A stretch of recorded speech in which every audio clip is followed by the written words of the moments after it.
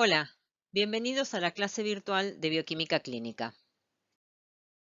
Esta clase es para los alumnos de la carrera de Medicina de la Universidad de Buenos Aires que cursan la materia Química Biológica 2 en la Cátedra 1. A grandes rasgos, en esta clase comentaremos primero una introducción con generalidades sobre el trabajo en los laboratorios de análisis clínicos. Luego detallaremos las características analíticas de las determinaciones de laboratorio. Finalmente, describiremos unas pocas características a tener en cuenta en la aplicación clínica de las determinaciones de laboratorio. En lo que acá se llama anexo, planteamos la lógica y estrategia para el estudio de las enfermedades metabólicas. Empecemos con una descripción muy básica de la actividad médica. La esencia de la actividad médica consiste en la interpretación de los signos o manifestaciones objetivas y de los síntomas, que son las percepciones subjetivas, que el paciente trae a la consulta. Luego el médico los correlaciona, estos signos y síntomas, con la fisiopatología y los convierte en conocimientos para hacer un diagnóstico y tomar acciones instaurando un tratamiento. Esto es hacer semiología, estudio de los signos. En épocas anteriores, la semiología tenía un componente observacional muy importante. Se basaba en lo que el médico veía y escuchaba al observar al paciente en el consultorio, en la cama. En la medicina actual, más del 80% de la información se produce fuera del espacio de la consulta. Por lo tanto, hoy la semiología tiene un componente instrumental muy importante. El laboratorio de análisis clínicos, las imágenes, la anatomía patológica y estudios especiales aportan biomarcadores. Así se puede hacer una aproximación efectiva, inteligente y racional en el que el diagnóstico in vitro juega un rol integrador. El lugar de producción de la información ya no está bajo el control del médico y ha pasado de la cama del paciente al laboratorio, por dar uno de los ejemplos. Este cambio ha sido posible gracias a un proceso de ósmosis permanente entre los conocimientos médicos y la investigación básica. Pero ojo, en no caer en un desbalance. Cuando la parte observacional es reemplazada por el componente instrumental, el paciente pasa a un segundo plano y queda escondido detrás de una planilla de datos con reportes o de una pantalla de imágenes. Es necesario entonces darle al paciente la centralidad en el proceso diagnóstico. El médico tiene que integrar los datos, debe hacer un razonamiento clínico y hacer una evaluación crítica de los resultados obtenidos, profundizando en el significado, en hacer semiología. Vamos ahora al concepto de marcador biológico, biomarcador, definido como un parámetro biológico medible y cuantificable que se puede utilizar como indicador de un estado fisiopatológico o de salud. Ese parámetro puede ser, por ejemplo, la presencia de sustancias biológicas, la actividad de una enzima específica, la concentración de una hormona específica, como vimos más de una vez a lo largo del año. ¿Y para qué se puede usar ese parámetro? Para hacer el diagnóstico de enfermedades, estudiar procesos metabólicos, diagnosticar y seguir embarazos, analizar el riesgo de la enfermedad, entre otros. Los biomarcadores son parte integral del proceso de toma de decisiones. En el sistema de salud de Estados Unidos, donde hay una amplia variedad de registros, se ha calculado que el diagnóstico in vitro, simbolizado acá en color azul, tiene influencia sobre mucho más de la mitad de las decisiones clínicas y consume solo aproximadamente el 2% del gasto en salud. Estos números muestran que la relación costo-beneficio es altamente favorable. ¿En qué tipo de decisiones se usan los biomarcadores? En una larga lista, acá están algunos, en el diagnóstico y screening de enfermedades, en el monitoreo de tratamientos, en la detección de complicaciones, en el marco de la medicina legal o en el ambiente de la investigación. Pero ojo, existen muchas pruebas disponibles para el médico. Usadas correctamente pueden proveer información útil, pero si se las usa inapropiadamente, en el mejor de los casos son inútiles, en el peor de los casos engañosas, desorientadoras y o peligrosas. La sobrecarga de determinaciones sobre el paciente puede ser dañina, causando incomodidad, disconfort y inconveniencias, retrasando el tratamiento y más de una vez hace abandonar el tratamiento, o usando recursos que podrían ser más útiles en otros aspectos del cuidado del paciente. Entonces, antes de solicitar una determinación o práctica, Los médicos deberían considerar si el resultado lo influenciará en el manejo clínico del paciente. Es esencial una estrecha relación con los profesionales que realizan la práctica, con el ecografista, con el radiólogo o con el bioquímico, por dar ejemplos. Pueden ayudar a determinar el mejor y o más rápido procedimiento, interpretar resultados y descubrir razones para hallazgos anómalos. Voy a dar ejemplos de uso de los biomarcadores. Algunos ya los mencionamos a lo largo del año. Los biomarcadores se utilizan como indicadores de riesgos de padecer una enfermedad en individuos sanos. Dijimos que la concentración de colesterol en sangre y su distribución en las lipoproteínas circulantes es una información utilizada para conocer el riesgo aterogénico de un paciente. Los biomarcadores se utilizan para hacer diagnóstico de enfermedades antes que el paciente presente síntomas. Así se puede saber si un recién nacido sufre fenilcetonuria midiendo la concentración de fenilalanina en sangre antes de que aparezcan los síntomas de la enfermedad. Los biomarcadores también se usan para detectar una enfermedad en curso. Vimos la determinación de isoenzima MB de la enzima creatinquinasa como herramienta en el diagnóstico del infarto agudo de miocardio. También puede ser indicadores de pronósticos de la evolución natural de la enfermedad o de la respuesta a un tratamiento. De estos no vimos ejemplos a lo largo del año. En el último ejemplo, pueden ser marcadores de eficacia o monitoreo de un tratamiento. Por ejemplo, se evalúa el tiempo de coagulación para ajustar la dosis en los tratamientos anticoagulantes. Bueno, ahora hablemos de los biomarcadores que aporta la bioquímica clínica. En primer lugar, ¿qué es un análisis bioquímico? Es el estudio de las biomoléculas y células característicos de procesos vitales utilizando diferentes métodos físico-químicos. Esto se realiza con diversas muestras del paciente como sangre, orina, líquido cefalorraquídeo y otros materiales biológicos. El mensaje relevante aquí es que a través de estas muestras de relativamente fácil acceso se puede conocer la estructura, la función y los procesos que ocurren en tejidos a los cuales es más difícil acceder.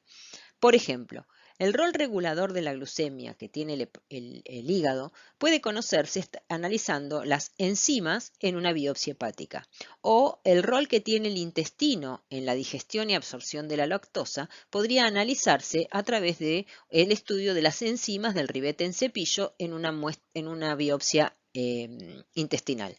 Sin embargo, el paciente nos va a agradecer si hacemos todos esos estudios a través de una determinación de glucosa en sangre. Bueno, aquí hay un esquema de cómo funciona un laboratorio de análisis clínicos, cuáles son los procesos.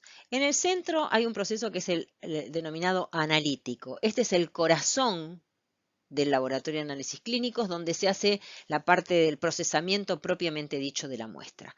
Antes hay una etapa preanalítica en la que se prepara el paciente, se lo recibe, se toma la muestra, se identifica, se acondiciona la muestra para luego procesarla. Y después, una vez obtenidos los resultados, viene un proceso post-analítico. Hay que validar los resultados, informarlos, largar señales de alarma si hubiera valores críticos y asesorar en la interpretación de resultados.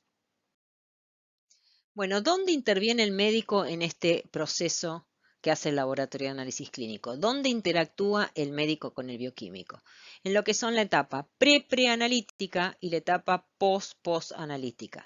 La pre-preanalítica interviene en la elección del análisis que va a realizar, los requisitos que tiene que cumplir el paciente para que sea viable el análisis que se le va a hacer y determinar o elegir el momento en el que se hace esa determinación en ese paciente. En el post-analítico, el médico y el bioquímico se relacionan en la interpretación del resultado y en la evaluación de interferencias para descubrir razones para hallazgos anómalos. Antes dije que los análisis bioquímicos utilizan diferentes métodos físico-químicos. La lista completa es larga, bastante más larga que esta. Acá hay algunos ejemplos de métodos y técnicas utilizadas. Por ejemplo, los métodos manuales son aquellos en los que el operador procesa la muestra.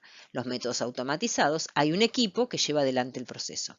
Como técnicas, encontramos la espectrofotometría, electroforesis, turbidimetría, citometría de flujo, radioinmunoanálisis y enzimoinmunoanálisis forman parte del trabajo práctico, microscopía, inmunofluorescencia, quimioluminiscencia, la reacción en cadena de la polimerasa, de la que últimamente se habla mucho, y secuenciación de ADN-ARN.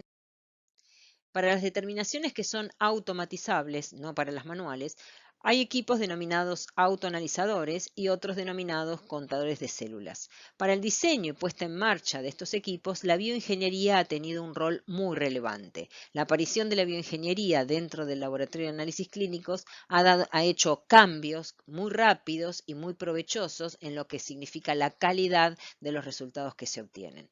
Los contadores de células, como por ejemplo este que está mostrado acá a la derecha, detectan a las células por alguna característica, por ejemplo el tamaño o la conductividad, y así diferencian un glóbulo rojo de un glóbulo blanco. Dentro de los glóbulos blancos diferencian un linfocito de un monocito, de un neutrófilo, y el equipo informa la cantidad de cada una de esas células presentes en una muestra. El de la izquierda es un autoanalizador generalmente utilizado en química clínica, acá se ve mejor, que consiste en un espacio donde están los reactivos, otro espacio donde están las muestras y un tercer espacio donde ocurren las reacciones. Todo esto está conectado por brazos que llevan agujas que van pescando el reactivo, pescan la muestra, unen todo en un espacio donde ocurre la reacción para luego hacer las medidas que correspondan para cuantificar la concentración de los distintos compuestos en las muestras analizadas. Antes de ir al intervalo de la clase, una mención sobre el vocabulario. Estas son palabras que a lo largo del año ya las empezaron a escuchar, que están mencionadas, este detalle, en la guía de trabajos prácticos de sangre y orina. Con los docentes seguramente van a repetirlo y esta va a ser el inicio de una etapa en la que cada vez va a ser más asiduo el uso de vocabulario y es bueno utilizarlo correctamente. Entonces vamos a definir algunos datos para que les pueda servir de ayuda. Cuando uno se refiere a la concentración de cualquier cosa en sangre, se utiliza el sufijo emia. Ustedes escucharon glucemia y eso quiere decir concentración de glucosa en sangre. Lo mismo pasa para la concentración de orina, lleva un sufijo que en este caso es uria. Entonces se habla de glucosuria para la concentración de glucosa en orina. Para decir si es mayor, igual o menor de lo normal, se habla de hiperglucemia, normoglucemia o hipoglucemia, concentración aumentada de glucosa en sangre, concentración normal de glucosa en sangre, concentración disminuida de glucosa en sangre. Lo mismo con el sufijo uria. Hay algunas excepciones a las reglas y entonces, por ejemplo, aparece natremia. ¿Y natremia qué significa? Natrium es el nombre en latín del sodio, que es Na, el símbolo químico. Entonces, natremia es la concentración de sodio en sangre. Calemia es la concentración de potasio en sangre y calcemia la concentración de calcio en sangre. Estas suelen confundirse y muestra poco conocimiento del vocabulario. Dentro del vocabulario también hay palabras que significan conjunto de determinaciones. Por ejemplo, el hepatograma es el conjunto de análisis bioquímicos que permiten evaluar la funcionalidad hepática. El hepatograma comprende la determinación de la concentración de bilirrubina en su forma tanto conjugada como no conjugada en sangre. La actividad de transaminasas que caracterizaban el daño hepático, la concentración de proteínas totales, la concentración particular de la albúmina, que es una proteína de síntesis hepática. Hay otras determinaciones que se agregan al hepatograma. El hemograma es el recuento y descripción de los componentes formes de la sangre. Se miden los leucocitos, los hematíes y las plaquetas en aquel contador de células que les describí hace un rato. El ionograma mide la concentración de diferentes iones. ¿Qué iones? Sodio, potasio, calcio, magnesio, cloro y bicarbonato. Y este puede ser un ionograma plasmático si la muestra es sangre o ionograma urinario cuando se determina en orina. El coagulograma, un conjunto de determinaciones que evalúan la coagulación de la sangre. Para el proteinograma y el lipidograma hubo clases específicas a lo largo del año. En la próxima parte de la clase entraremos de lleno en la caracterización analítica de las determinaciones del laboratorio de análisis clínico.